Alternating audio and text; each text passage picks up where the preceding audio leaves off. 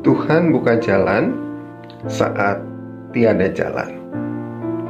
14 Juni 2021, saat istri saya berulang tahun dan kami juga merayakan ulang tahun pernikahan. Pada saat yang sama saya harus ke rumah sakit untuk menjalani radiasi karena sel kanker paru kanan yang membesar dan mengakibatkan pembengkakan di leher dan wajah. Tapi pada saat itu saya harus menerima sebuah berita. Hasil tes cepat PCR saya positif.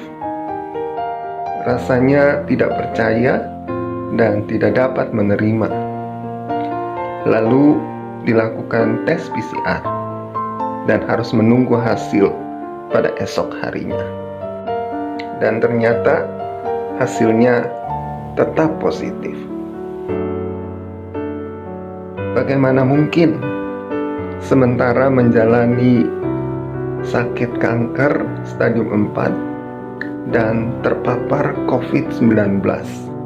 Itu yang ada dalam pikiran saya. Tapi kemudian saya harus menerima dan menjalani karena tidak ada tanda-tanda demam, batuk, dan sebagainya. Diputuskan untuk isolasi mandiri di rumah. Tapi beberapa hari kemudian nafas saya menjadi tidak bagus, sehingga akhirnya harus mendapatkan perawatan di rumah sakit Ukrida.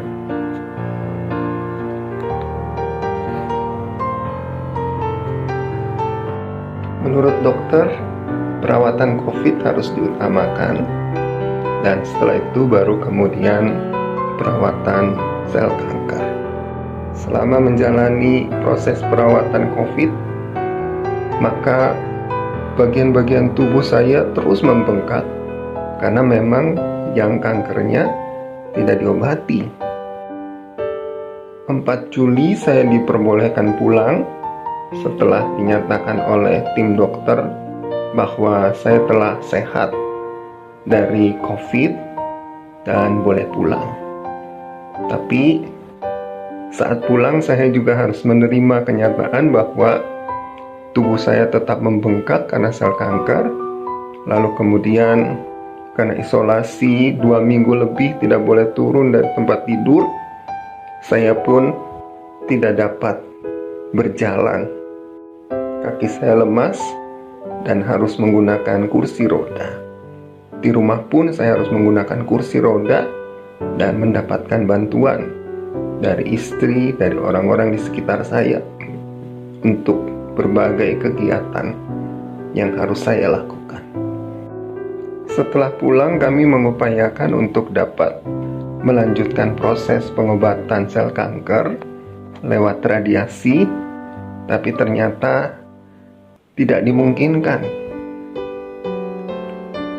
Rumah sakit penuh dengan COVID dan ada berbagai hal yang kemudian membuat kami tidak bisa melanjutkan untuk pengobatan radiasi. Proses pembengkakan terus terjadi dan mata kanan saya mulai tertutup. Dilanjutkan kemudian dengan mata kiri saya juga tertutup. Jadi pada bulan Juli 2021 saya tidak dapat berjalan dan juga tidak dapat melihat. Saya merasa saya berada di titik terendah kehidupan saya sebagai seorang manusia. Semua mendapatkan bantuan untuk mandi, untuk makan, untuk buang air, semuanya dibantu. Dalam kondisi seperti itu, apa yang dapat saya lakukan?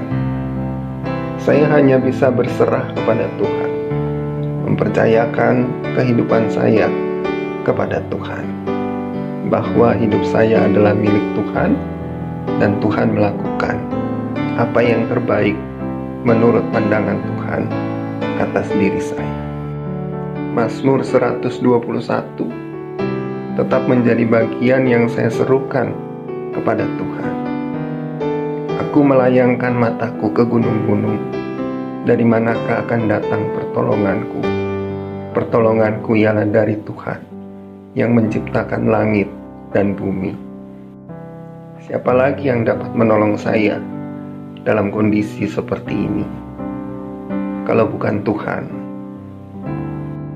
Dan pada saat saya merasa semua pintu tertutup, sudah akan berakhir sudah hidup saya. Tidak ada lagi yang diharapkan. Tuhan buka jalan. Lewat dokter, saya diberikan obat tablet kemo 8 butir untuk dimakan selama 8 hari. Kata dokter, kita coba ya, semoga berhasil. Dalam penyerahan kepada Tuhan, saya menjalani hari-hari saya. Apakah saya berharap akan melihat lagi? Saya percayakan kepada Tuhan. Apakah saya berharap saya akan berjalan lagi?